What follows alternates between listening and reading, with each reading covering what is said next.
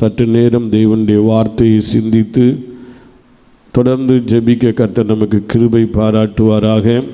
143ஆம் சங்கீதம் 10வது வசனத்தை வாசிக்கலாம். உமக்கு பிரியமானதை செய்ய எனக்கு போதித்தருளும். நீரே என் தேவன், உம்முடைய நல்ல ஆவி செம்மையான வழியிலே நடத்துவாராக. இந்த வேத வசனம் நம் எல்லாருக்கும் ரொம்ப பழக்கமான ஒரு வேத வசனம். எல்லா தேவனுடைய பிள்ளைகளும் இந்த வேத வசனத்தை பயன்படுத்தாதவர்கள் இருக்கவே மாட்டார்கள் என்று நான் நம்புகிறேன். ஏனென்றால் இந்த பூமியிலே பலருக்கும் பலர் பிரியமாய் நடக்க விரும்புகிறார்கள். ஆனால் இங்கே தேவ மனுஷன் சொல்லுகிறார், உமக்கு பிரியமானதை செய்ய எனக்கு போதித்தருளும். ஒரு மனுஷன் ஆண்டவருக்கு பிரியமானதை செய்தால் அந்த மனுஷனுடைய வாழ்க்கை மிகவும் மேன்மையானதாகவே இருக்கிறது. பல மணி நேரம் நம்ம ஜெபிக்கிறோம், நல்லது. ஜெபம் ஆண்டவருக்கு பிரியம். யாருடைய ஜெபம் ஆண்டவருக்கு பிரியம் தெரியுமா? செம்மையானவருடைய ஜெபம், நீதிமான்களுடைய ஜெபம், செம்மையானவருடைய ஜெபம் ஆண்டவருக்கு மிகவும் பிரியமானது. அல்லேலூயா.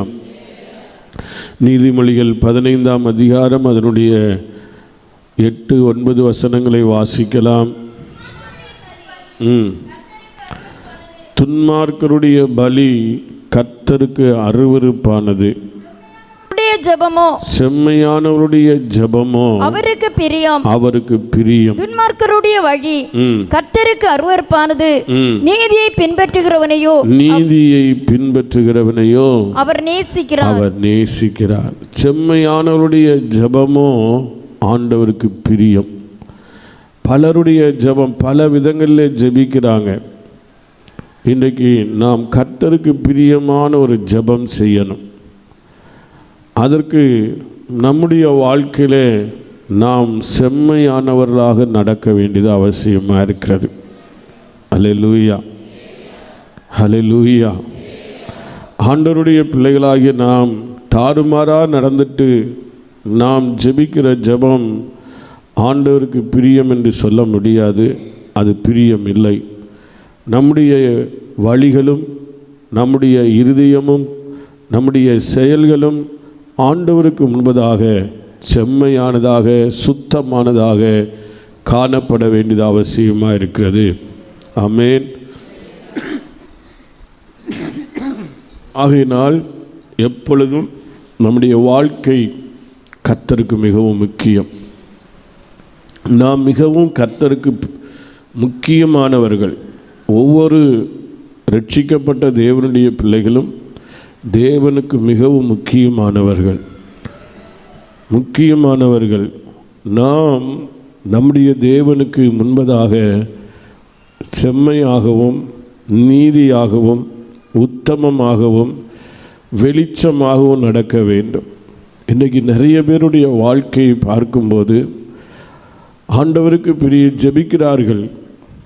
ஜெபம் அவசியம், ஜெபம் தேவை. ஆண்டவரும் அதை எதிர்பார்க்கிறார். நான் தேசத்தை அழிக்காதபடிக்கு சுவரை அடைக்கத்தக்கதாக ஒரு மனுஷனை தேடுகிறேன் என்று சொல்லுகிறார். ஜெபம் என்பது மிக மிக தேவையை கர்த்தரும் அதை விரும்புகிறார். அந்த ஜெபம் நமக்கு அங்கீகரிக்கப்படணும். அந்த ஜெபம் தேவனுக்கு பிரியமானதாக காணப்படணும். தேவனுடைய பிள்ளைகள் பலருடைய வாழ்க்கையிலே இன்றைக்கு தேவனுக்கு பிரியமான வாழ்க்கை வாழலை. செம்மையான இருதயத்தோடு கர்த்தரை தேடலை.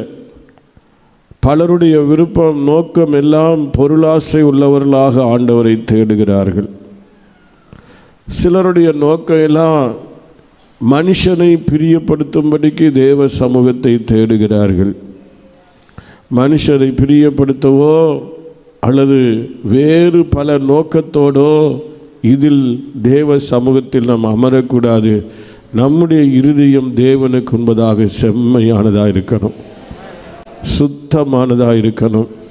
சுத்த இருதயமுள்ள இஸ்ரவேலருக்கு தேவன் நல்லவராகவே இருக்கிறார், நல்லவராகவே இருக்கிறார்.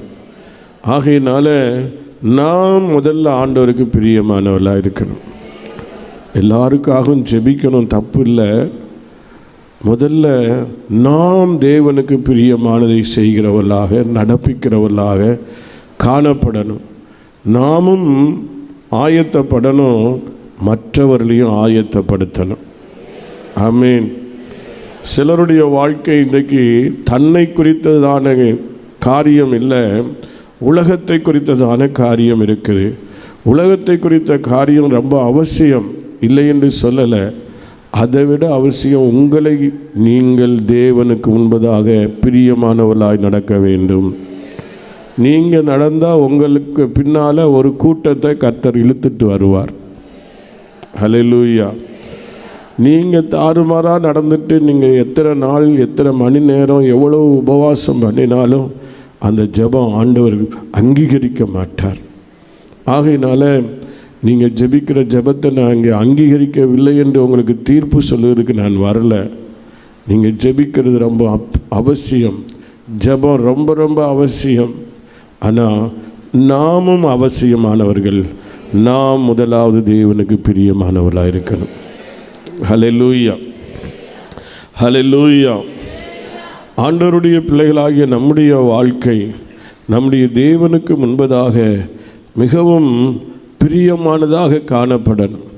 இன்றைக்கு பல தேவ மக்களுடைய வாழ்க்கையில் பார்க்கும்போது ஆண்டவர் அநேகரும் பேரில் ஆண்டவர் பிரியமாக இருக்கலையா. 1 கொரிந்தியரின் புஸ்தகம் 10ஆம் அதிகாரம் 5வது வசனத்தை வாசிக்கிறோம். அப்படி இருந்தும் அவர்களில் அதிகமான பேர்களிடத்தில்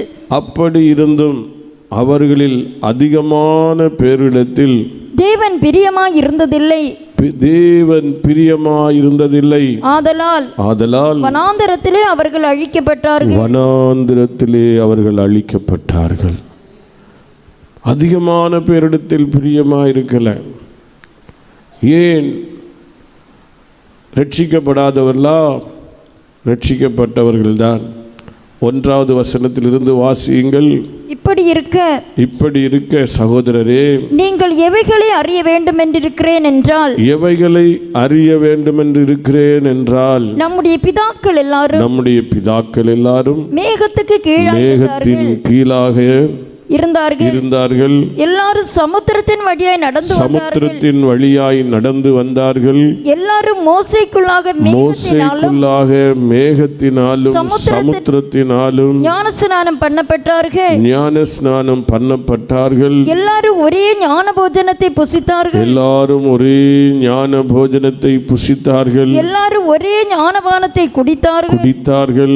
எப்படியெனில் அவர்களோடே கூட சென்ற ஞான கன்மலையின் தண்ணீரை குடித்தார்கள். அந்த கன்மலை கிறிஸ்துவே. ஹல்லேலூயா. எப்படி ஒவ்வொரு சூழ்நிலையும் பாருங்கள். அவர்கள் பிதாக்கள் எல்லாரும் மேகத்துக்கு கீழ் இருந்தார்கள், சமுத்திரத்தின் வழியாய் நடந்து வந்தார்கள். எல்லாரும் மோசேக்குள்ளாக மேகத்தினாலும் சமுத்திரத்தினாலும் ஞான ஸ்நானம் பண்ணப்பட்டார்கள். ஹல்லேலூயா. பல நிலைமைகளிலே அவர்கள் வழிநடத்தப்பட்டார்கள். ஆனால் ஒரே போஜனம், ஒரே பானம், எல்லாம் ஒன்றாகவே நடந்தார்கள். ஆனால் அநேகம் பேரிடத்தில் தேவன் பிரியமாயிருக்கவில்லை. ரட்சிக்கப்பட்டதெல்லாம் உண்மைதான். மனம் திரும்பி ரட்சிப்பின் அனுபவத்தை பெற்று பிதா, குமாரன், பரிசுத்த ஆவியின் நாமத்தினாலே ஞானஸ்நானம் பண்ணப்பட்டு ஆவியோடு உண்மையோடு கர்த்தருக்கு ஆராதனை செய்கிறார்கள்.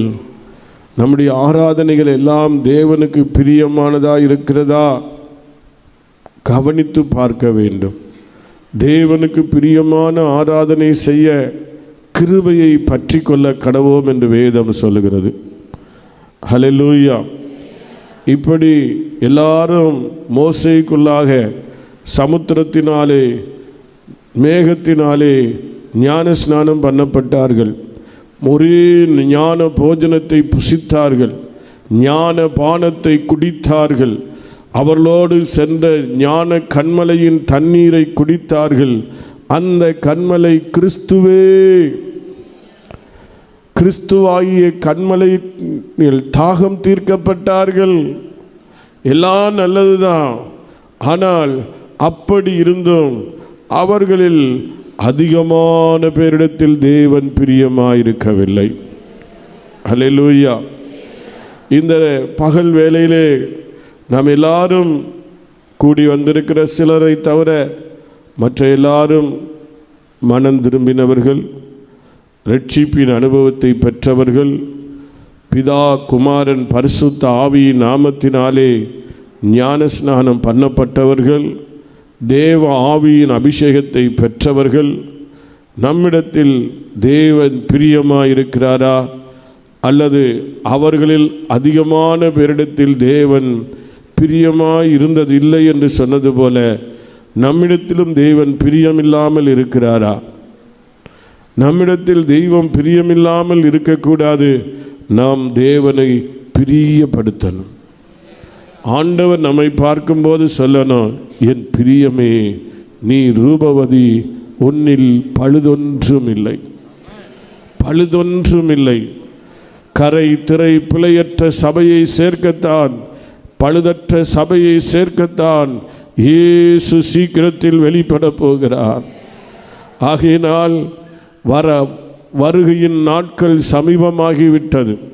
உலகத்தின் சம்பவங்கள் எல்லாம் கூப்பிட்டு சொல்லிக்கொண்டே இருக்கிறது, இயேசு வருகிறார், இயேசு வருகிறார், இயேசு வருகிறார். அவர் வருகையிலே நாம் அவரை சந்திக்கணும்.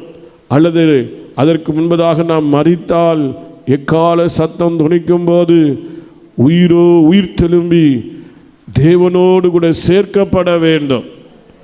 அதற்கு நாம் தகுதியானவர்களாக ஒவ்வொரு நாளும் முன் செல்ல வேண்டியது அவசியமாயிருக்கிறது. அவர்களில் அதிகமான பேரிடத்தில் ஆண்டவர் பிரியமாயிருக்கலை. தேவனுடைய பிள்ளைகளே, நம்மிடத்தில் தேவன் பிரியமாய் இல்லை என்று சொல்லுகிற பேர் கேட்கக்கூடாது. நாம் மிகவும் பிரியமானவன். தானியேலை குறித்து சொல்லும்போது, தானியேலே நீ மிகவும் பிரியமானவன், நீ வேண்டிக் கொண்ட போதே கட்டளை என்ன செய்தது? பிறந்தது, வெளிப்பட்டது. ஆக நம்முடைய வாழ்க்கையில் நாம் தேவனுக்கு மிகவும் பிரியமானவர்களாக வாழ வேண்டும், வளர வேண்டும். ஹல்லேலூயா. இன்னும் உற்சாகமாய் ஜெபிக்கணும், இன்னும் உற்சாகமாய் பாடணும், இன்னும் உற்சாகமாய் கர்த்தருக்கென்று கிரியை செய்யணும். ஆனால் பிரியமானவர்களாக இருந்து செய்யணும், அதுதான் முக்கியம். எப்படி இருந்து செஞ்சுட்டு போகக்கூடாது. துன்மார்க்கன் அல்லது அக்கிரமக்காரன், அடங்காதவன் என்ற பெயர் கேட்டு கர்த்தருக்காக எதையாயிலும் செய்தால் நன்மை உண்டா? இல்லை. பூமியிலே எல்லாம் கொடுத்து முடிச்சிடுவார். ஆனால் இம்மையிலும் மறுமையிலும் நமக்கு பலன் சுதந்திரிக்கப்பட வேண்டியது அவசியம். அல்லேலூயா. ஆகையினால இந்த பூமியிலே ஒவ்வொரு நாளும் நம்முடைய தேவனுக்கு பிரியமானதை செய்ய நாம் ஜெபிக்க வேண்டும். நம்முடைய குடும்பம் தேவனுக்கு பிரியமானதாக இருக்கணும். நம்முடைய சபை தேவனுக்கு பிரியமானதாக இருக்கணும். நம்முடைய ஆண்டவரின் ஊழியர்கள் ஆண்டவருக்கு பிரியமானவர்களாக இருக்க வேண்டும். பிரியமான புருஷனாகிய தானியேலை போல நாமும் நம்முடைய சபைகளும் நம்முடைய விசுவாச மக்களும் குடும்பங்களும் காணப்பட வேண்டியது அவசியமாக இருக்கிறது. ஆமென். ஹல்லேலூயா. ஏன் அவரிடத்தில் ஆண்டவர் பிரியமாக இருக்கலையா? அவங்களுடைய பிரச்சனை என்ன? எல்லாரையும் தேவன் அழைத்து கொண்டு வந்தார். அவங்க எல்லாருமே எகிப்தில் பார்வோனுக்கும் அவன் மக்களுக்கும் அடிமைகளாக வாழ்ந்தவர்கள். 430 வருஷம் அடிமைகளாய் வாழ்ந்துட்டாங்க. ஆண்டவர் சொன்ன வார்த்தை நிறைவேறின போது தேவனுடைய வார்த்தையின்படியே தேவனுடைய மனிதனாகிய மோசேயை கொண்டு அவர்களை அணி அணியாய் கோத்திரம் கோத்திரமாய் புறப்பட பண்ணினார். தடை பண்ணினான் பார்வோன். ஆண்டவர் பலவிதமான 10 விதமான அற்புத அடையாளங்களை வாதைகளை எல்லாம் அனுப்பி அந்த எகிப்தியரை எல்லாம் தண்டித்து தம்முடைய ஜனத்தை விடுதலை பண்ணி கொண்டு வந்தார். பஸ்கா ஆட்டுக்குட்டியின் இரத்தத்தை கொண்டு அவர்களை விடுதலை செய்தார். இரத்தம் பூசுதலாகிய பிரமாணத்தை கொடுத்து அவர்களை அங்கிருந்து விடுதலை பண்ணி கொண்டு வந்தார். புறப்பட்டு விட்டார்கள் என்று கேட்டபோது மறுபடியும் பார்வோனுடைய இருதயம் கடினப்பட்டது. சமுத்திரத்துக்குள்ளே கொண்டு வந்து தம்முடைய ஜனத்தை சமுத்திரத்தின் வழியாக கரையில் சேர்த்தார். பார்வோனையும் அவன் சேனைகளையும் சமுத்திரத்திற்குள்ளே கொண்டு வந்து அமிழ்த்தி முக்கி கொண்டு போட்டார். ஹல்லேலூயா. இப்படி அற்புதமான கரத்தினாலும் ஓங்கிய புயத்தினாலும் தம்முடைய பிள்ளைகளை அழைத்து கொண்டு வந்த தேவன் ஏன் அவரிடத்தில் பிரியங்கொள்ள முடியவில்லை? இன்றைக்கும் கூட தேவனுடைய பிள்ளைகள் எகிப்தாகிய உலகத்தின் பாவத்தின் பிசாசின் அடிமைத்தனத்திலிருந்தெல்லாம் நம்மை தேவன் விடுதலை செய்திருக்கிறார். மோசே, ஆரோன், மிரியாம் போன்ற தீர்க்கதரிசிகளை கொண்டு அவர்களை வழிநடத்தினது போல இந்த தேசத்திலேயும் மோசேயை போல, ஆரோனை போல, மிரியாமை போல பல தேவ மனிதர்களை எழுப்பி தேசத்தின் நடுவிலே தமது கிரியைகளை நடப்பித்து ஜனங்களை இன்றைக்கும் ரட்சித்து கொண்டே இருக்கிறார். வழிநடத்தி கொண்டே இருக்கிறார். வழிநடத்தி கொண்டே இருக்கிறார். தேவனுடைய பிள்ளைகளாகிய நம்முடைய வாழ்க்கை எப்போதும் தேவனுக்கு பிரியமாக இருக்க வேண்டும், பிரியமாக இருக்க வேண்டும். ஹல்லேலூயா. யூதாவின் நிருபம் அதனுடைய 5வது வசனத்தை வாசியுங்கள். யூதாவின் நிருபம் 5வது வசனம். நீங்கள் முன்னமே அறிந்திருந்தாலும் நான் உங்களுக்கு நினைப்பூட்ட விரும்புகிறது என்னவெனில் கர்த்தர் தமது ஜனத்தை எகிப்து தேசத்திலிருந்து வரப்பண்ணி ரட்சித்து பின்பு விசுவாசியாதவர்களை அழித்தார். அல்லேலூயா. பிரச்சனை இப்போ என்ன? எகிப்திலிருந்து ஆண்டவர் அழைத்து கொண்டு வருகிறார். அணியணியாய் புறப்பட்டு வந்தாங்க, கோத்திரமாய் புறப்பட்டு வந்தாங்க. மிகுந்த வெள்ளியுடைமையோடும் பொன்னுடைமைகளோடும் ஆடு மாடுகள் நிறைந்த மிகுந்த ஆஸ்தியோடு கூட புறப்பட்டு வந்தாங்க. ஆண்டவர் அவர்களை அற்புதமாய் நடத்தினார். எகிப்திலே இவர்கள் வாழ்ந்த தேசத்தில் மாத்திரம் எந்த பிரச்சனையும் இல்லை. இவர்களை விடமாட்டேன் என்று சொன்ன பார்வோன் மேலும் அவன் ஜனங்கள் குடியிருக்கிற தேசத்திலும் ஆண்டவர் பலவிதமான காரியங்களை நடப்பித்தார். கல்மலையை பெய்ய பண்ணினார், காரிருளை உண்டு பண்ணினார், தவளைகள், பேன்கள், வண்டுகள் இதெல்லாம் எகிப்தியருக்கு தான் உண்டாச்சுது. இஸ்ரவேலருக்கு ஒரு பிரச்சனையும் இல்லை, பாதுகாப்பாய் நடத்தி வந்தார். சமுத்திரத்திலும் பாருங்க பாதுகாப்பாய் நடத்தினார். பார்வோனையும் அவன் சேனையும் தான் என்ன செய்தார் என்றால் கவிழ்த்து போட்டார். ஆனால் இப்படி தேவன் எப்படி அழைத்துட்டு வந்தார்? மறுபடியும் அந்த வசனத்தை வாசியுங்கள். நீங்கள் முன்னமே அறிந்திருந்தாலும் நான் உங்களுக்கு நினைப்பூட்ட விரும்புகிறது என்னவெனில் கர்த்தர் தமது ஜனத்தை எகிப்து தேசத்திலிருந்து வரப்பண்ணி ரட்சித்து பின்பு விசுவாசியாதவர்களை எகிப்து தேசத்திலிருந்து வரவழைத்து ரட்சித்து மகிமையாய் கொண்டு வந்தார். பின்பு விசுவாசியாதவர்களை அழித்தார். தேவன் தம்முடைய ஒரே பேரான குமாரனை விசுவாசிக்கிறவன் எவனோ அவன் கெட்டு போகாமல் நித்திய ஜீவனை அடையும்படி அவரை தந்தருளி இவ்வளவாய் உலகத்தில் அன்பு கூர்ந்தார். அல்லேலூயா. இன்றைக்கு அநேக தேவனுடைய பிள்ளைகள் ரட்சிக்கப்படுகிறாங்க, இயேசுவை விசுவாசிக்கிறாங்க. கொஞ்ச காலம்தான் அந்த விசுவாசத்தில் நிலைத்திருக்கிறாங்க.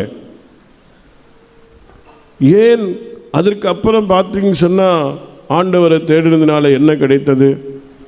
பணம் கிடைத்ததா, பொருள் கிடைத்ததா, சொத்து கிடைத்ததா, பிள்ளை கிடைத்ததா, வாகனம் கிடைத்ததா, நல்ல குடும்பம் கிடைத்ததா, இதெல்லாம் சொல்லி எல்லாமே நஷ்டம் என்று சொல்லுகிறார்கள். பின்வாங்கி போகிறவர்களாக இருக்கிறார்கள். ஆண்டவரை தேடுகிறவர்களுக்கு சொத்து கொடுக்காமல் இல்லை, வீடு வாசல்களை கொடுக்காமல் இல்லை, புத்திர பாக்கியத்தை கொடுக்காமல் இல்லை. கொடுத்திருக்கிறார், இன்னமும் கொடுக்க அவர் உயிரோடு இருக்கிறார். ஹல்லேலூயா. ஆண்டவருடைய பிள்ளைகளை அப்படியே பஞ்சத்திலே அடிபட்ட பார்வோன் கண்ட சொப்பனம் போல பஞ்சத்தில் வாடி போகும்படிக்கு வைக்கிற தெய்வம் அல்ல. தம்முடைய பிள்ளைகளுக்கு தேவையான சம்பூர்ண நன்மைகளை நிறைவாய் அருளுகிறவர்.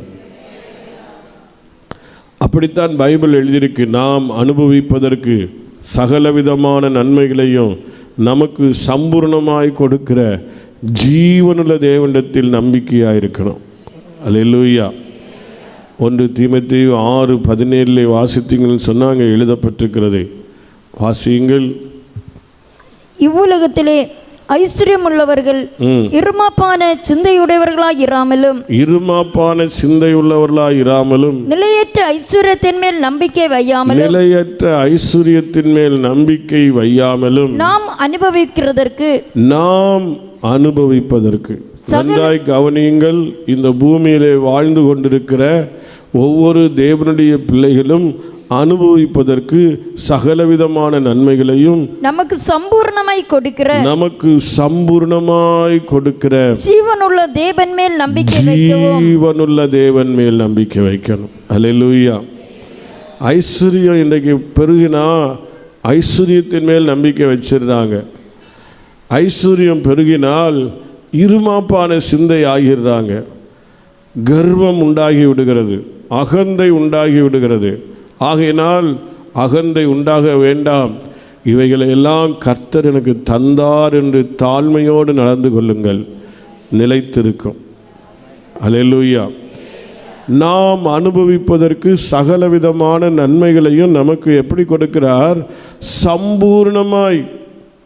பைபிள் அப்படித்தான் தெளிவாக இருக்கு. கொடுக்கறதெல்லாம் எப்படி தான் கொடுக்கிறார்? பூரணமாக இல்லை, சம்பூர்ணமாய் தேவன் கொடுக்க வல்லவர் என்பதை விசுவாசிக்கணும். ஆண்டவர் கஞ்சத்தனம் பிடித்த தெய்வம் அல்ல நம்முடைய தெய்வம். அவர் கொடுப்பதெல்லாம் தாராளமாய் கொடுக்கிறவர். அல்லேலூயா, அல்லேலூயா. ஆண்டவருடைய பிள்ளைகளாகிய நம்முடைய வாழ்க்கையில் நாம் கர்த்தர் மேல் வைத்திருக்கிற நம்பிக்கை எப்படி இருக்கு? அதுதான் ரொம்ப முக்கியம். அன்னைக்கு நிறைய பேர் அந்த நம்பிக்கையை விட்டுடுறாங்க, விசுவாசத்தை விட்டுடுறாங்க. அழைச்சிட்டு வந்தார், என்ன தந்தார்? தேவனுடைய பிள்ளைகளே, ஒவ்வொரு மனுஷனுடைய வாழ்க்கையிலும் பரீட்சை இருக்கிறது. ஸ்கூலுக்கு பிள்ளைகளை எல்லாம் அனுப்பிட்டு தான் இங்கே வந்திருக்கிறீங்க. உங்கள் பிள்ளைகளுக்கு பரீட்சை இருக்கா இல்லையா? முன்னையெல்லாம் 3 பரீட்சை தான் இருக்குது. இப்போ எத்தனை பரீட்சை இருக்குது? மாதந்தோறும் பரீட்சை இருக்குது. அது இல்லாமல் ஒவ்வொரு கிளாஸுக்கு வேறு பரீட்சை இருக்குது. காலாண்டு, அரையாண்டு, முழு ஆண்டு பழைய காலத்தில். இப்போ அப்படி இல்லை. ஒவ்வொரு மாதந்தோறும் ஒவ்வொரு கிளாஸுக்கும் அந்தந்த டீச்சரை பொறுத்து பரீட்சை போடுறாங்க. எதுக்கு போடுறாங்க? பிள்ளைகளுடைய கல்வியின் திறன் எப்படி இருக்குது, அந்த பிள்ளைகளுடைய மன வளர்ச்சி எப்படி இருக்குது, அந்த பிள்ளைகள் அடுத்த லெவலுக்கு அந்த பிள்ளைகளை கொண்டு அடுத்த லெவலில் பிள்ளைகளுக்கு கற்றுக் கொடுக்கறதற்கு தகுதியாக இருக்கிறார்களா, இதையெல்லாம் பார்க்கறதுக்கு தான் பரீட்சை. இதே போல் ஆண்டவருடைய பிள்ளைகளாகிய உங்களுடைய வாழ்க்கையிலும் என்னுடைய வாழ்க்கையிலும் தேவன் நமக்கு பரீட்சை வைத்திருக்கிறார். அல்லேலூயா. ஒவ்வொரு பரீட்சையிலும் நம்ம ஜெயிக்கணும், தோற்றுட்டு வந்துடக்கூடாது. பிள்ளைகள் மாத்திரம் பரீட்சையில் பாஸ் மார்க் எடுக்காமல், நல்ல மதிப்பெண் எடுக்காமல் வந்தால் வீட்டில் பிள்ளைகளை போட்டு என்ன செய்கிறாங்க?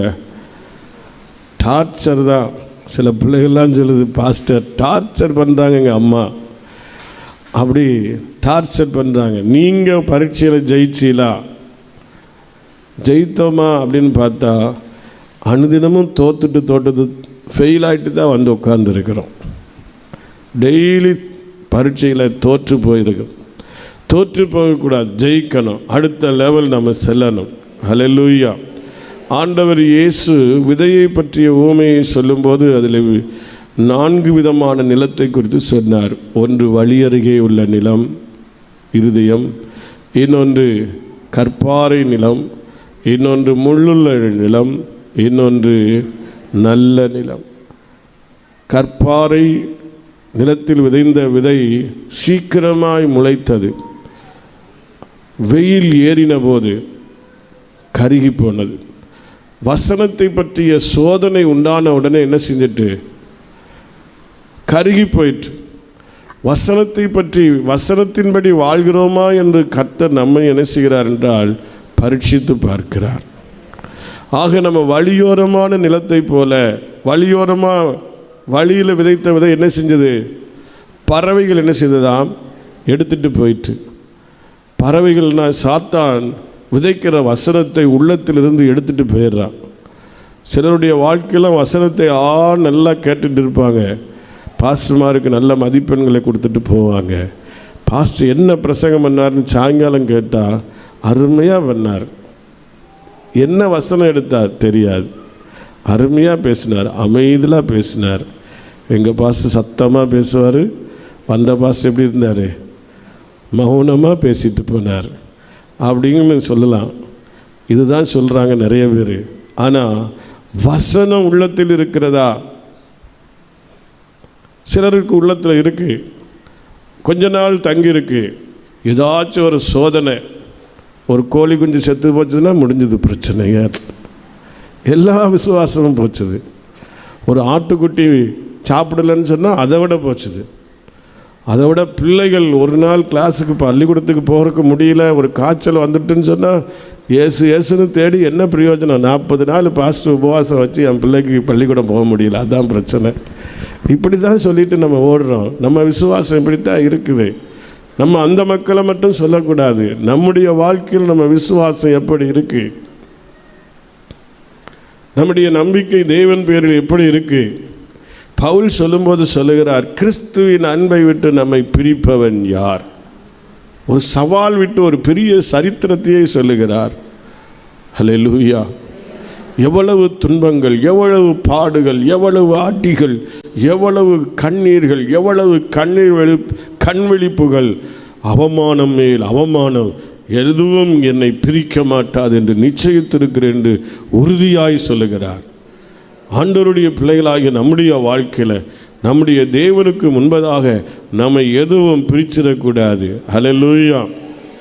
விசுவாசத்தை விட்டு, தேவனை விட்டு நம்ம எதுவும் பிரிக்கக்கூடாது.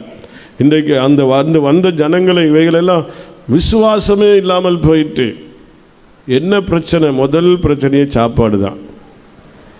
என்னதான்? சாப்பாடு தான் பிரச்சனையே.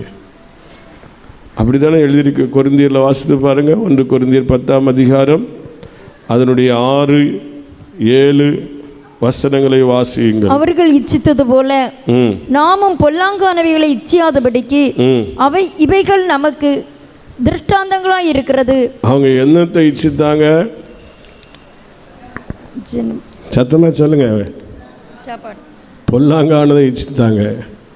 என்னெல்லாம் பொல்லாங்கு? முதல் பிரச்சனையே சாப்பாடு தான்.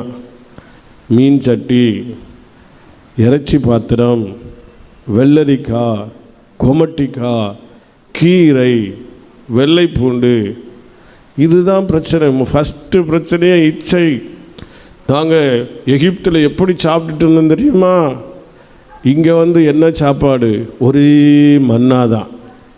என்னைக்கு இந்த மன்னாதானா? இறைச்சி எங்களுக்கு கிடைக்காதா? ஒரே பிரச்சனை மோசே இடத்துல. தேவனுடைய பிள்ளைகளே, இன்றைக்கி பலருடைய வாழ்க்கை இப்படித்தான். அதுவும் சில சகோதரிமாரில் எடுத்துகிட்டா, எங்கள் அப்பா வீட்டில் நாங்கள் எங்கள் அம்மாக்கிய வீட்டில் எப்படிலாம் சாப்பிட்டோன்னு தெரியுமா? எவ்வளோ செல்லமாக வந்தோம், எப்படியெல்லாம் எங்கள் அம்மா எங்களை வளர்த்தாங்க. இந்த வீட்டில் நான் படுற கஷ்டம் இருக்கே. கல்யாணம்னாவே கஷ்டம்தான்.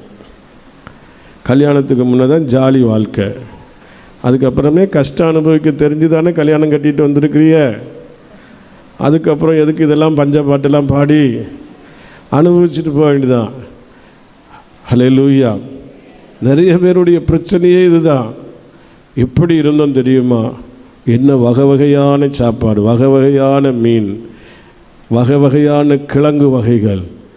இப்போ இந்த வீட்டில் ஒரு கிழங்கை பார்க்கவும் இல்லை, மீனை பார்க்கவும் இல்லை, மரக்கறியும் பார்க்கல. ஹல்லேலூயா. கன்னியாகுமரி சாப்பாடு தான் உலகத்திலேயே பெஸ்ட்டு சாப்பாடுன்னு சொல்கிறாங்க.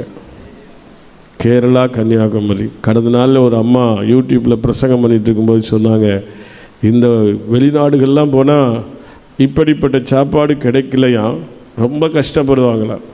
அந்த கன்னியாகுமரியில் வந்து ரொம்ப ஃப்ரீயாக சாப்பிட்டுட்ருக்காங்களாம். தேவனுடைய பிள்ளைகளே, கன்னியாகுமரி, கேரளா ஆசீர்வதிக்கப்பட்ட இடம்தான், இல்லைன்னு சொல்லலை. உண்மை அதுதான். நம்முடைய தமிழகத்திலும் சரி, இந்தியாவிலும் சரி, உலகத்திலும் சரி, இந்தியாவின் எல்லா மாநிலங்களிலும் போயிட்டு வந்திருக்கிறேன். கன்னியாகுமரி, கேரளா போல சாப்பாட்டுக்கு அருமையான இடம் வேறு எங்கேயும் இல்லை. ஹல்லேலூயா. ஆனால் நமக்கு சாப்பாடு பிரச்சனையாகி நித்தியத்தை இழந்துடக்கூடாது. ஹல்லேலூயா, ஹல்லேலூயா. சிலருடைய வாழ்க்கையில் சின்ன காரியத்துக்கும் பெரிய பிரச்சனை, அற்பமான காரியத்துக்கும் பெரிய பிரச்சனை. ஒரு நாள் ஒரு குடும்பத்துக்குள்ளே ஒரு பிரச்சனை வந்தது. என்னென்னா, அந்த அம்மா கொஞ்சம் உப்பு கம்மியாக போட்டாங்க. சில இடத்துல உப்பு கூறி ஆறி போட்டுருவாங்க. ஆனால் அந்த அம்மா உப்பு கொஞ்சம் குறைச்சி போட்டாங்களாம். அதனால அவருக்கு பிரச்சனை. அவர் ஏற்கனவே வண்டி மப்பில் வந்திருக்குது, போதையில். உப்பு குறைச்சிட்டேன்னு சொல்லி அடிச்சிருக்கிறார். அந்த அம்மா சொல்லித்தான், கொஞ்சம் பொறுங்க, இப்போ உள்ள காலையில் ஏறக்குறைய ஒரு 25-30 வருஷத்துக்கு முன்னே உள்ளது. இப்போல்லாம் பொடி உப்பு தாராளமாக எங்கேயும் கிடைக்கும். அந்த காலங்களில் பொடி உப்பு என்ன செய்யறதில்ல. பொடி உப்பு வேணால் என்ன செய்யணும், அம்மியில் போட்டு பொடிக்கணும். இப்போ பொடிக்க போனாலா அடியும் வாங்கிட்டு பொடிக்க போனால், பொடிச்சிட்டே இருக்கும்போது இவருக்கு போதையில் வந்த ஒரு மனுஷனுக்கு கொஞ்சம் கூட இன்னும் ஏறிட்டு வேகமாய் போய் மறுபடியும் எதையோ ஒரு சவுட்டி விட்டார். அந்த அம்மா அந்த அம்மிக்கல்லில் போய் பின்னாடி தலையில் எங்கேயோ அடிபட்டுட்டு, அந்த அம்மா அடிபட்ட வேகத்தில் என்ன செஞ்சேன்னா, அது பாட்டுக்கு சத்தம் போட்டு சிரிக்குது.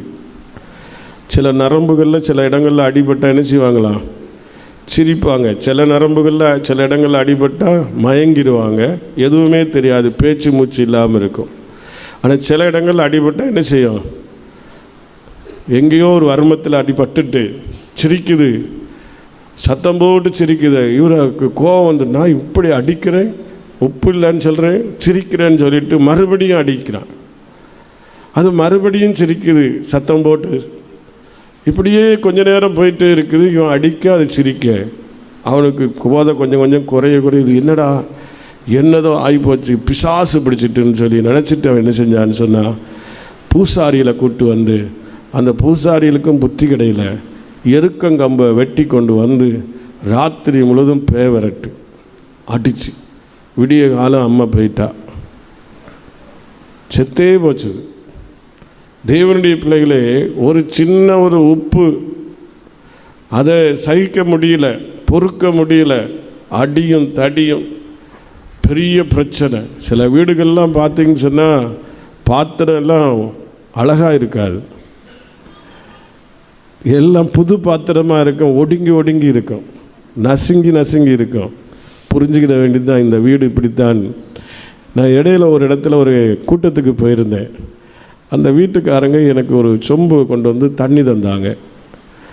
பார்த்தேன், அந்த சொம்பை பார்த்த உடனே எனக்கு கொஞ்சம் புரிஞ்சுது. ஆனாலும் நான் நினச்சேன், இந்த தேவ மனிதர்களுடைய வீடு இப்படி இருக்குமோன்னு. பிரசங்கெல்லாம் முடிச்சுட்டு கிளம்பிட்டேன்.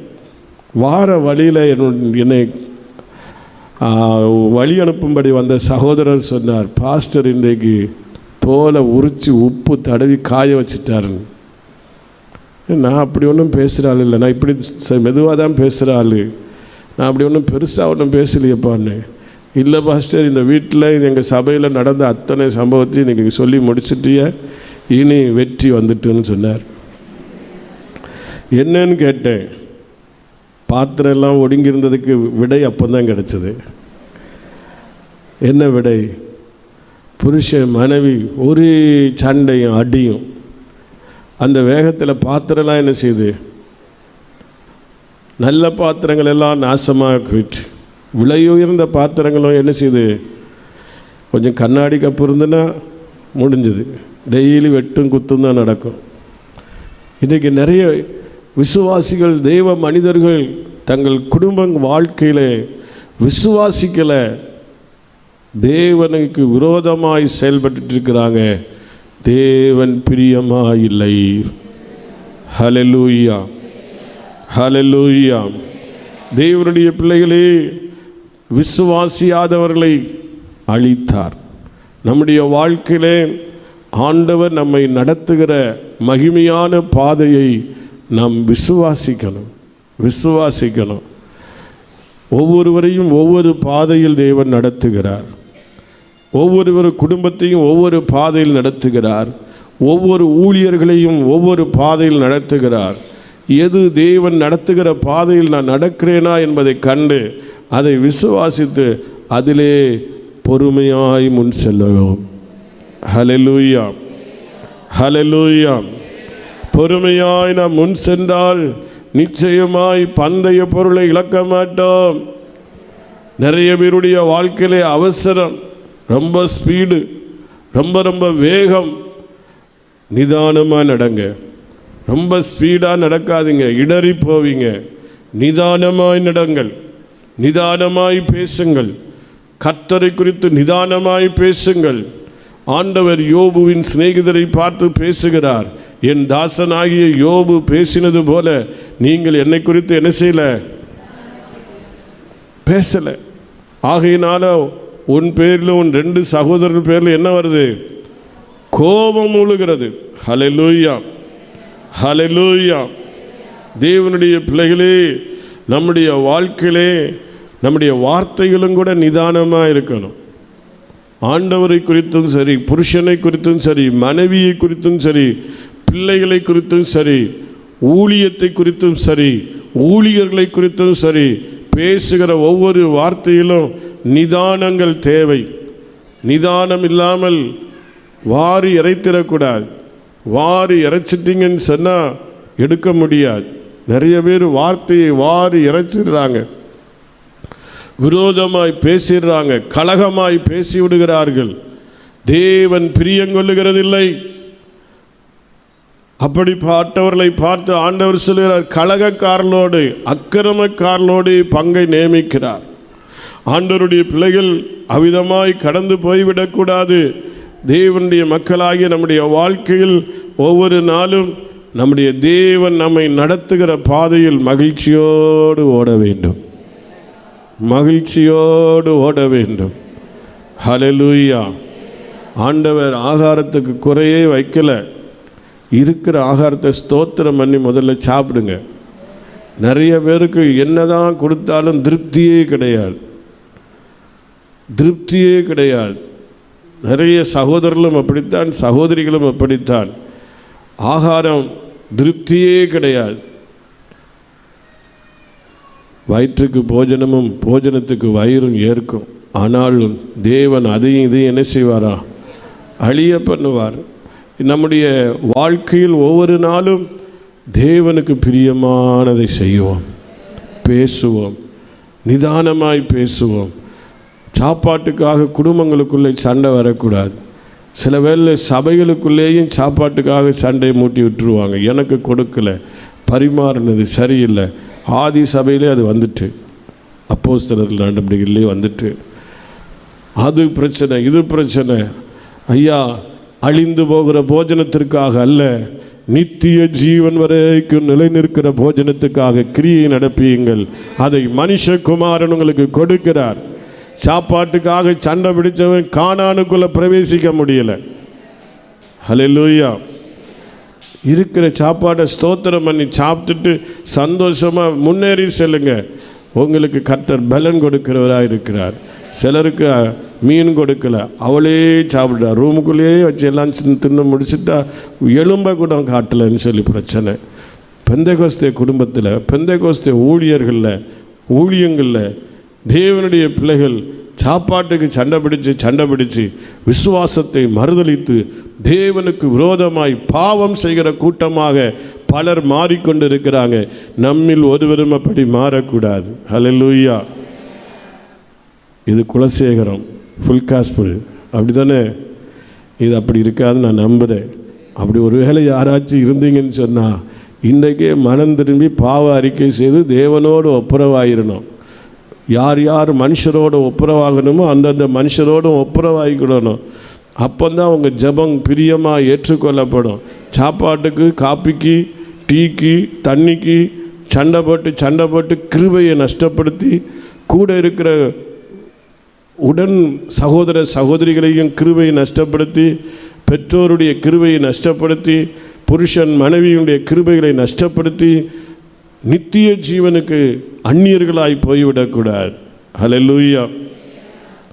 சிலர் கொடுக்கறது பார்த்தா ரொம்ப கஷ்டமாக தான் இருக்கும். சிலர் எவ்வளோ கஷ்டப்பட்டு நன்றதாக கொடுத்தாலும் சிலருக்கு பிடிக்காது. சிலர் கொடுக்கறத பார்த்தீங்கன்னா என்ன தான் வாங்கி கொடுத்தாலும் அதை சரியாக என்ன செய்ய மாட்டாங்க, செய்து கொடுக்க மாட்டாங்க. அப்படிப்பட்ட ஆட்களும் இருக்கிறாங்க. அப்படி நீங்கள் இருக்கக்கூடாது. அப்படிப்பட்டவர்கள் இருப்பீங்கன்னு சொன்னால் உங்கள் சமையலை சரி செய்யுங்கள். என்ன பாஸ்டர், சமையல் கட்டு வேலையெல்லாம் இங்கேயா வந்து சொல்லணும்? அங்கே தான் பிரதர் சிஸ்டர் பிரச்சனையே அஸ்திபாரமே அங்கே தான் இருக்குது. அஸ்திபாரமே அங்கே தான் இருக்குது. பிரச்சனைக்கு அஸ்திபாரமே அது சரியாயிட்டுனா குடும்பமே சரியாயிடும். அது சரியாயிட்டுனா சபையில் எந்த பிரச்சனையும் இல்லை. அந்த பிரச்சனை தான் இங்கே வந்து என்ன செய்யுது, சபையில் கொண்டு வந்து முட்டை விட்டுட்டு வேடிக்கை பார்க்குறது. இதெல்லாம் கிருபையை இழக்க பண்ணக்கூடிய வேலை, தேவனுடைய தயவுக்கு அந்நியர்களாய் போகக்கூடிய வேலை, ஆண்டவருக்கு பிரியமில்லாத வேலை. ஹல்லேலூயா. குடும்பத்தில் உள்ளதை குடும்பத்திலோடு முடிச்சுக்கணும். அண்ணன் தம்பி அக்கா தங்கச்சி பிரச்சனைன்னு சொன்னால் அங்கே வீட்டோடு முடிச்சிடணுங்க. சபையில் கொண்டு வந்து அவள் பாடுற பாட்டை பாரு, அவளுக்கு தான் மைக்கு, எனக்கு பாட்டுக்கு மைக்கு இல்லை, அந்த பிரச்சனை இந்த பிரச்சனை கொண்டு வந்து சபையை போட்டு கலக்குனீங்கன்னா நீங்கள் கலகக்கார கூட்டம். அமைதல் உண்டாகுது பாருங்கள். கலகக்காரனாக இருக்கப்படாது. பரலோக ராஜ்யத்துக்கு நம்ம போகணும், ஒரு கூட்டத்தை ஆயத்தப்படுத்தணும். ஹல்லேலூயா. சின்ன காரியத்தை பெரிய கலகத்தை ஏற்படுத்தி கிருபையெல்லாம் நஷ்டப்படுத்தி, ஒன்றை கிருபை போச்சுன்னா கூட பிரச்சனை, ஒன்னோட போகுமா குடும்பத்தை சேர்க்குது. ஒரு குடும்பம் சேருதா, ஐயோ அண்ணன் தம்பி அக்கா தங்கச்சி மாமன் மச்சான் எல்லாம் ஒன்றா சேர்ந்துக்கிடுது. இதெல்லாம் இப்படி செய்யக்கூடாது. தேவனுடைய பிள்ளைகள் நம்முடைய வாழ்க்கையில் தேவனுக்கு எது பிரியம் என்பதை நம்ம கவனித்து பார்க்கணும். ஹல்லேலூயா. பிரியமில்லாததை அகற்றணும். அவங்க பிரியமே வைக்கலை, ஆண்டவர் பிரியம் வைக்கலை. பொல்லாங்கானதை இச்சித்து அவர்கள் திருஷ்டாந்தமாக போயிட்டாங்க. ஆண்டவருடைய பிள்ளைகளை தேவன் அவர்களுக்கு கொடுத்தார், நல்லா திருப்தியாக கொடுத்தார். கொடுத்துட்டு என்ன செஞ்சார் தெரியுமா? வாங்கடா வாங்கன்னு சொல்லி கொளுத்ததை எல்லாம் ஆண்டவர் என்ன செஞ்சாராம்? நொறுக்கினார், அடிச்சிட்டார். தேவனுடைய பிள்ளைகள் ரொம்ப சாப்பாடை இச்சிக்கக்கூடாது, கிடைக்கிறத சாப்பிடுங்க. ஹல்லேலூயா. 78ஆம் சங்கீதம் அதனுடைய 29, 30, 31 வசனம். அவர்கள் புசித்து திருப்தி அடைந்தார்கள், அவர்கள் இச்சித்ததை அவர்களுக்கு கொடுத்தார். அவர்கள் புசித்து திருப்தி அடைந்தார்கள், அவர்கள் இச்சித்ததை அவர்களுக்கு கொடுத்தார். அவர்கள் தங்கள் இச்சையை வெறுக்கவில்லை. அவர்களுடைய போஜனம் அவர்கள் வாயில் இருக்கும்போதே தேவ கோபம் அவர்கள் மேல்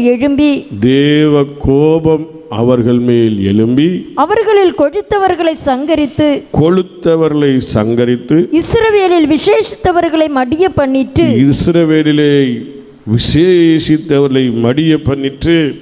இவைகளெல்லாம் நடந்தும் அவர் செய்த அதிசயங்களை அவர்கள் நம்பாமலும் பின்னும் பாவம் செய்தார்கள். அல்லேலூயா.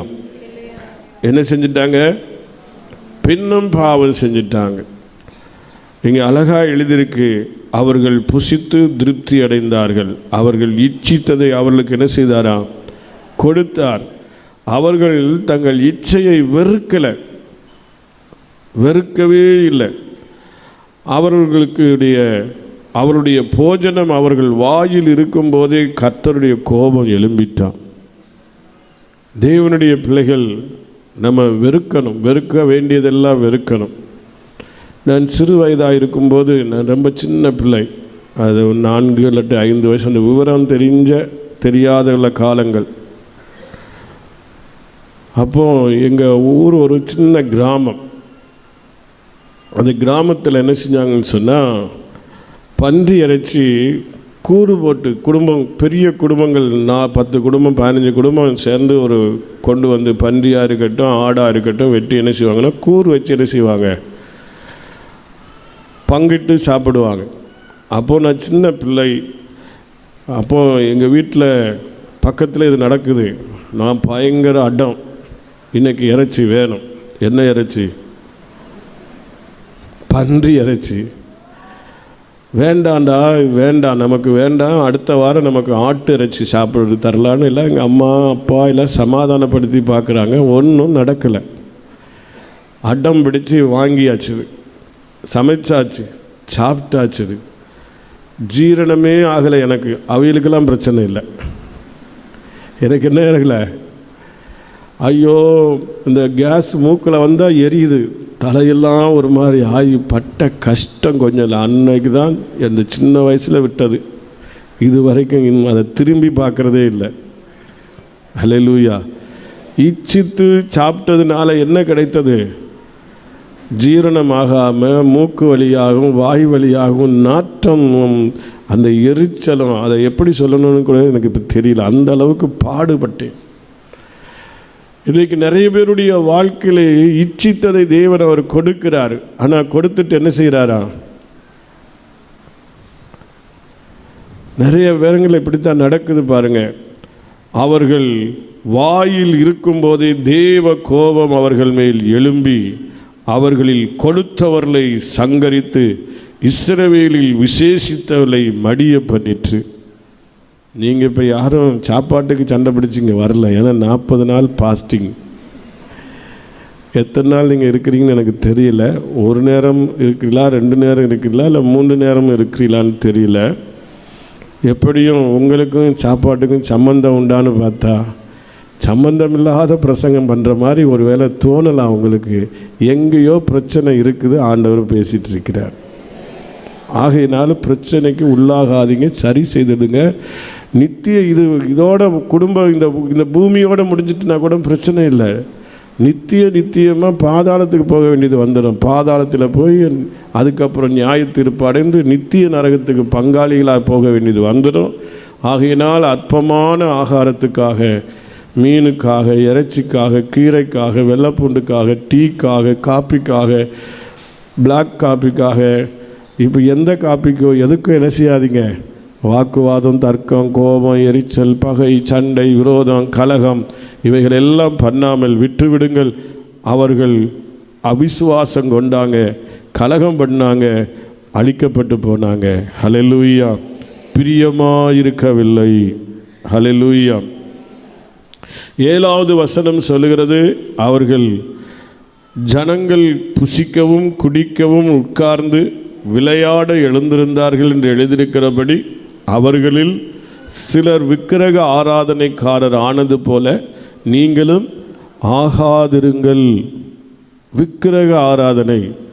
நாங்கள் விக்கிரக ஆராதனை பண்ணலையே, நாங்கள் இப்போ உபவாச ஜபம் தானே பண்ணிகிட்ருக்கிறோன்னு சிலர் யோசிக்கிறீங்க. உண்மைதான், நீங்கள் உபவாசம் ஜபம் பண்ணுறீங்க. சிலரை பார்த்தீங்கன்னு சொன்னால் நோய்க்கும் பாரு, சொல்லுங்கள், பேய்க்கும் பாரு. கொஞ்ச நேரம் ஜப வீட்டில் வந்து ஜபம் பண்ணி பாரு, அந்த வீட்டில் போய் கணக்கு கேட்டுட்டு வா. கொஞ்ச நேரம் ஜப வீட்டில் வந்து ஜபம் பண்ணி பாரு, தீராட்டா அங்கே ஒருத்தர் இருக்கிறான், பூசாரி, மந்திரவாதி, அவனை பார்த்துட்டு வா.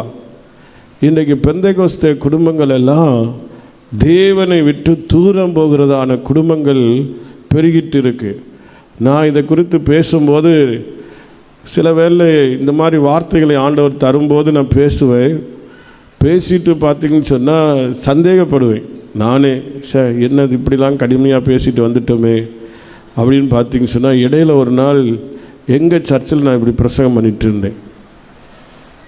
அப்படி பிரசங்கம் பண்ணி முடிச்சுட்டு ஒரு 2-3 மாதம் கழிந்த பின்பு ஒரு வீட்டிற்கு போனேன். ஜெபத்திற்கு போகல, பக்கத்தில் ஒரு வீட்டுக்கு ஜெபத்துக்கு போனேன். போகும்போது அந்த வீட்டுக்காரங்க கண்டிப்பாக வரணும்னு சொல்லி கூப்பிட்டாங்க. போனேன்.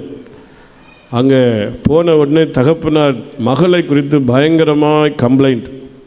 பாஸ்டர், இந்த பிள்ளை இப்படி செஞ்சா, இவளால் எனக்கு இவ்வளோ நஷ்டம், சொன்னால் கேட்குறா, இல்லை வேலைக்கு போனால் அங்கே போகணுன்னு சொல்கிறா, இங்கே வேலைக்கு செஞ்சா இங்கே வேலை செய்ய சொல்கிறா, நர்சிங் முடிச்சிட்டா, ஒரு வேலையும் சரியாக கிடைக்கல அப்படின்னு சொல்லி பிள்ளையை குறித்து கம்ப்ளைண்ட் சொன்ன உடனே அவள் சொன்னா, அப்பா நான் கம்ப்ளைண்ட் சொல்லட்டுமான்னு அப்பாவை பார்த்து கேட்டா. சொல்லு. அவள் சொன்னா, சொல்லிடுவேன், சொல்லு பார்த்துக்கிடுவோம்.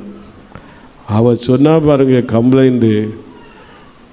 நானே அதிர்ந்து போனேன். எங்கள் அப்பா குடிப்பார்னு முதல்ல சொன்னேன். அது ஒரு பாதி அதிர்ச்சி ஆச்சு எனக்கு. ஏன்னா இந்த விசுவாசி குடிப்பாரா? அடுத்தது சொன்னது தான் முழு அதிர்ச்சி ஆயிட்டு. எங்கள் அப்பா இந்து கோயிலுக்கெல்லாம் போயிட்டு வராரு. எனக்கு கொஞ்ச நேரம் ஒன்றுமே ஓடலை. பெந்தேகோஸ்தே கல்யாணம், நான் தான் கல்யாணத்துக்கு போயிருக்கிறேன். கட்டு நடத்துகிற இடத்துக்கு நான் போயிருக்கிறேன். மாப்பிள்ளை வீட்டு பாஸ்டர் நான். என்னடா இப்படியே பார்த்தேன். கொஞ்ச நேரம் பார்த்துட்டு கொஞ்சம் வார்னிங்லாம் பண்ணிட்டு வந்தேன். பாருங்கள், இன்றைக்கி நிறைய பேர் என்ன செய்கிறான்னு சொன்னால், ஹிந்து கோவிலில் போய் கிறிஸ்தவர்கள் அம்மா பெந்தகோஸ்தே கல்யாணமானது, அப்பா அம்மா கல்யாணம் பெந்தகோஸ்து, அவருடைய கல்யாணம் பெந்தகோஸ்து. இவர் இப்போ எங்கே போகிறாரு? கணக்கு கேட்க, குறி கேட்க, பேக்கோயிலை தேட. இது போல் ஒரு போதகர் குடும்பம். அந்த குடும்பத்தில் பார்த்தீங்கன்னு சொன்னால் ஒரு 5-6 நாட்டையர்மார் இருக்கிறாங்க. சேகரத்து பாஸ்டர்ஸ், டிஸ்ட்ரிக்ட் பாஸ்டர்ஸ்லாம் இருக்கிறாங்க. அந்த குடும்பத்தில் பார்த்தீங்கன்னு சொன்னால் ஒரு 80 வயதுக்கு மேலே ஒரு தாத்தா என்னை ரொம்ப நேசிப்பார். நீங்கள் ஒரு ஜெபம் பண்ணுனா போதும் பாஸ்டர் அப்படின்னு சொல்லிட்டு வருவார். என்ன விஷயம்னு சொல்லி விசாரித்தா, மனைவிக்கு முடியலன்னு சொல்லி பக்கத்தில் இருக்கிற போய் ஒரு மந்திரவாதிகிட்ட மந்திரம் பண்ணி கயிறு தாயத்தெல்லாம் கொண்டு வந்து கட்டி வச்சிருக்காராம். இன்றைக்கி நிறைய கிறிஸ்தவர்கள் வெளியே தான் பெந்தகோஸ்தே கிறிஸ்தவர்கள், வெளியே தான் பாரம்பரிய கிறிஸ்தவர்கள்னு சொல்லிக்கிறாங்க. கிறிஸ்தவருடைய நிலை விலகி போயிட்டே இருக்கு. ஒரு மனுஷன்தான் விலகினா இஸ்ரவேலர் பாவம் செய்தார்கள் என்று ஆண்டவர் சொன்னார். சபையிலும் சரி குடும்பத்திலும் சரி விலகி போகிறது கர்த்தருக்கு அருவருப்பான செயல்கள். விக்கிரக ஆராதனை. அன்றைக்கு ஆரோன் ஒரு கன்றுக்குட்டியை உண்டு பண்ணி, இதுதான் உங்களை எகிப்திலிருந்து அழைத்து கொண்டு வந்தது என்று சொல்லி இஸ்ரவேலரை பாவம் செய்ய பண்ணிவிட்டான். தேவ கோபம் எழும்பினது.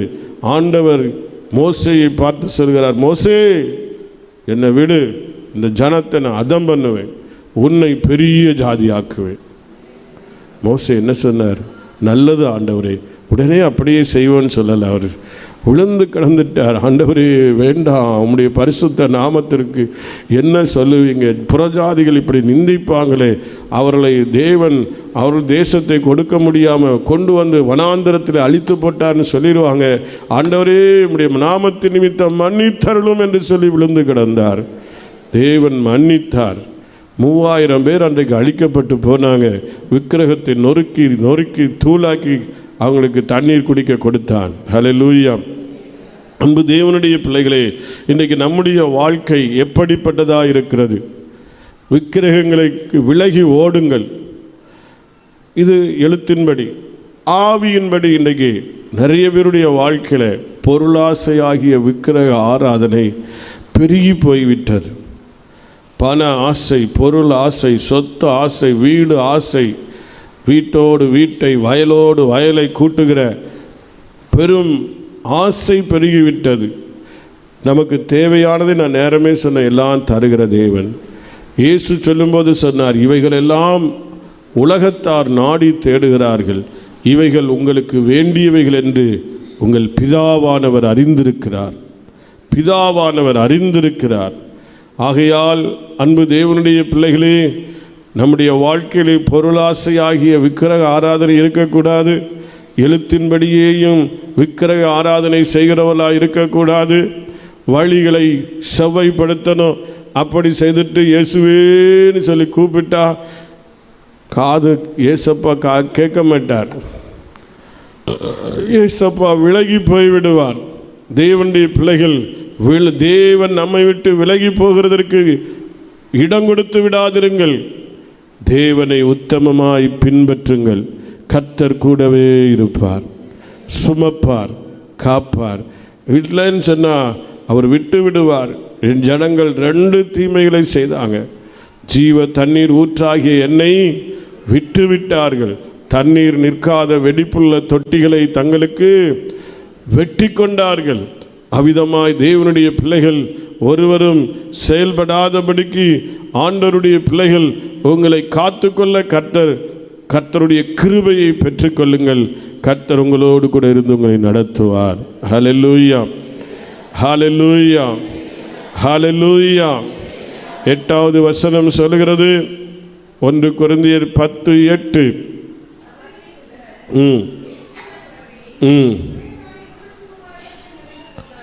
வேசித்தனம், விபசாரம், வேசித்தனம், அசுத்தம், மோகம், இச்சை போன்ற கிரியைகளுக்கு இன்றைக்கு விலகி ஓட வேண்டிய தேவனுடைய பிள்ளைகள் அவைகளுக்குள்ளே நிலைத்திருக்கிறாங்க.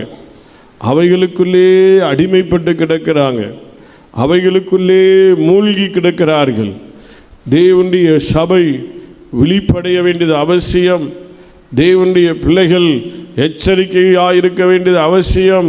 கொலோசியர் 3ஆம் அதிகாரம் அதனுடைய 5-6 வசனங்களை வாசியுங்கள். ஆகையால் விபச்சாரம், அசுத்தம், மோகம், துர்இச்சை, விக்கிரக ஆராதனையான பொருளாசை ஆகிய இவைகளை பூமியில் உண்டு பண்ணுகிற அவயவங்களை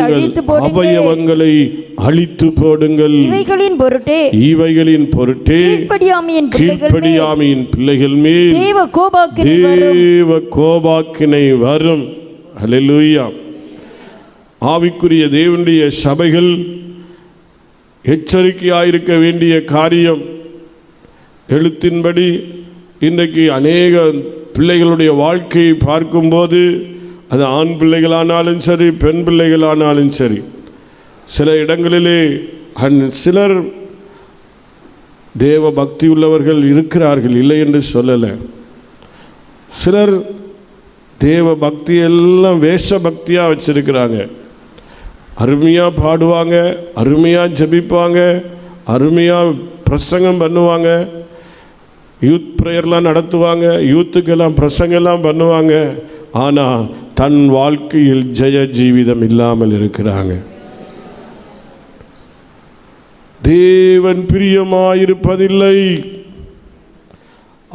அநேகரின் பேரில் அவர் பிரியமாய் இருந்ததில்லை.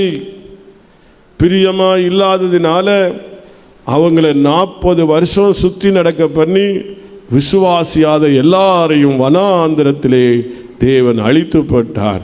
2 பேரை தான் கானானுக்குள்ளே போக பண்ணினார். ஹல்லேலூயா. தேவனுடைய பிள்ளைகளாகிய நம்முடைய வாழ்க்கையில் இதெல்லாம் காலத்துக்கு ஏற்றபடி எல்லாம் நடக்கும் இல்லை. காலத்துக்கு ஏற்றபடி நடந்தால் என்ன சம்பவம்? நோவாவின் காலத்திலும் இதே அக்கிரம செயல்தான், லோத்தின் காலத்திலும் இதே தான் நடந்தது.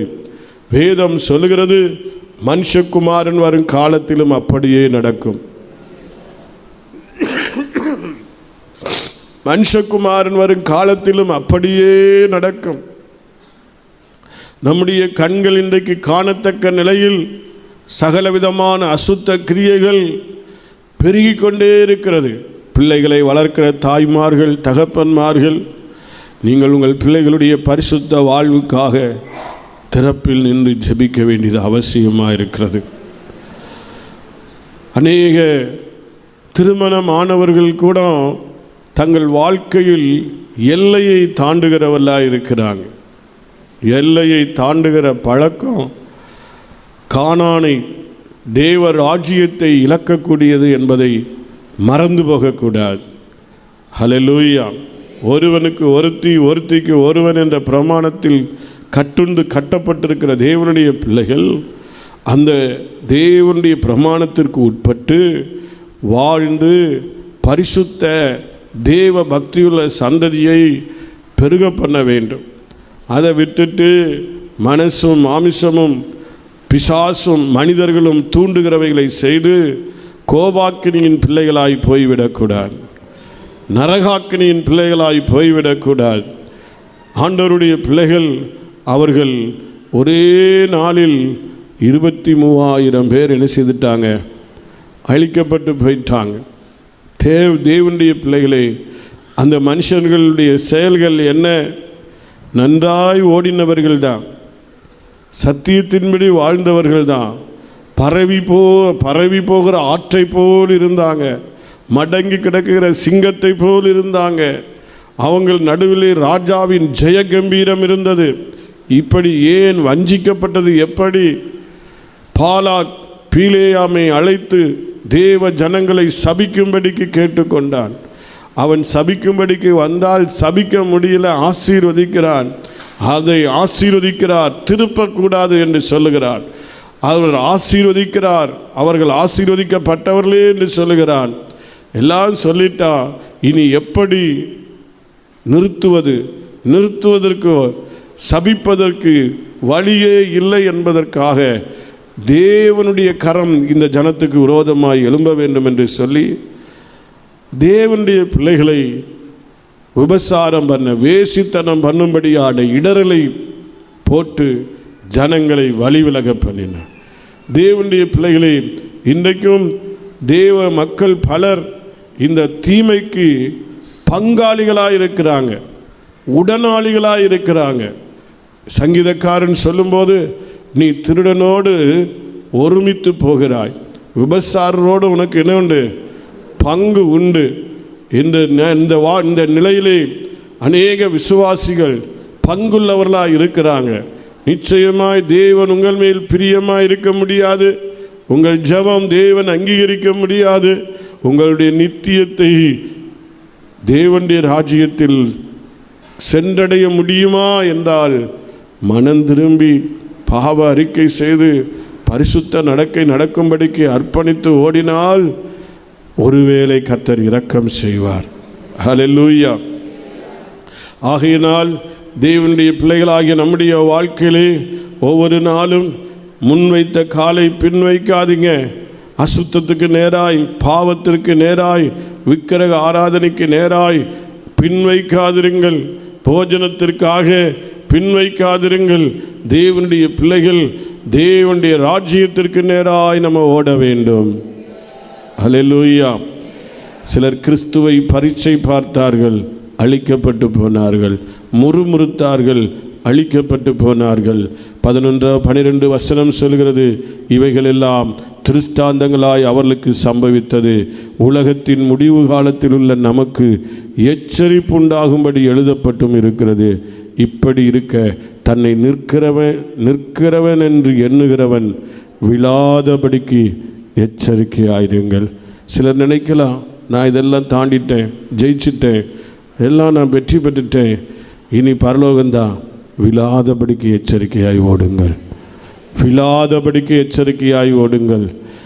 எப்பொழுது யாரை விழ தள்ளலாம் என்று எதிராளியாகிய சாத்தான் சுற்றி கொண்டே இருக்கிறான். அவனுடைய கண்ணியில் விழாதபடிக்கு எச்சரிக்கையாய் ஓடி நித்திய ஜீவனாகிய தேவனுடைய கிருபையை சுதந்திரித்து கொள்ள ஆண்டவருக்கு பிரியமானதை எப்பொழுதும் நடப்பித்து முன் செல்ல கர்த்தருடைய பிள்ளைகளாகி நம்ம ஒவ்வொருவருக்கும் கர்த்தர் அனுக்கிரகம் செய்வாராக என்று வாழ்த்தி வார்த்தையை நிறைவு செய்கிறேன். நம்ம எல்லாரும் ஜெபிக்கலாம். கர்த்தர் நம்மை ஒவ்வொருவரையும் ஆசீர்வதிப்பாராக. ஆண்டவருடைய திருமுகத்தை நோக்கி பார்ப்போம். ஹல்லேலூயா, ஹல்லேலூயா.